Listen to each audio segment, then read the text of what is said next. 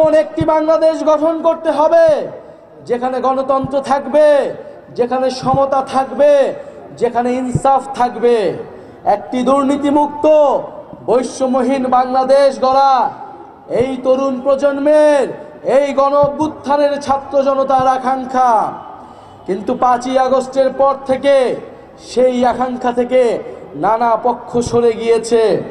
আমরা আজকেও শুনতে পেয়েছি আমাদের নাটোরের এই কর্মসূচিতে ন্যাক্কারজনকভাবে বাধা দেওয়ার চেষ্টা করা হয়েছে, আমাদের ব্যানার ছিঁড়ে ফেলা হয়েছে।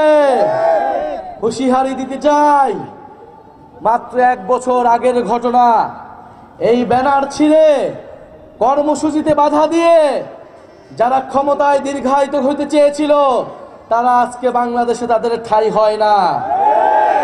যদি এখনো শিক্ষা না নেই, যদি এখনো আমরা সেই স্বৈরাচারী ফ্যাসিবাদী সরকারের পতন থেকে শিক্ষা না নেই, তবে তাদের পরিণতিও সেই দিকেই যাবে।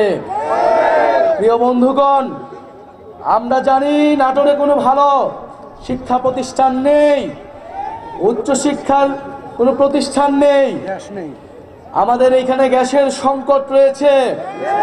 আমরা এত উন্নয়নের গল্প শুনেছি, কিন্তু আজকে নাটোরে আমরা দেখি এত ধরনের অবহেলা এবং বৈষম্য।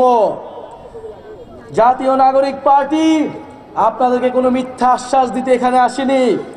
জাতীয় নাগরিক পার্টি এখানে এসেছে যেই তরুণদের, যেই ছাত্র জনতার আহ্বানে আপনারা গণ অভ্যুত্থানে অংশ নিয়েছিলেন, সেই ছাত্র তরুণরা একটি নতুন রাজনৈতিক দল গঠন করেছে। সেই তরুণরা এখন দেশ গঠন করতে চায়। আপনারা সেই তরুণদেরকে সহায়তা করুন, সেই ছাত্র জনতার পাশে এসে দাঁড়ান। আমরা বিশ্বাস করি ঐক্যবদ্ধভাবে আমরা যেভাবে ফ্যাসিবাদের পতন ঘটিয়েছিলাম সেই একইভাবে আমরা এই বাংলাদেশ বিনির্মাণ করতে পারবো।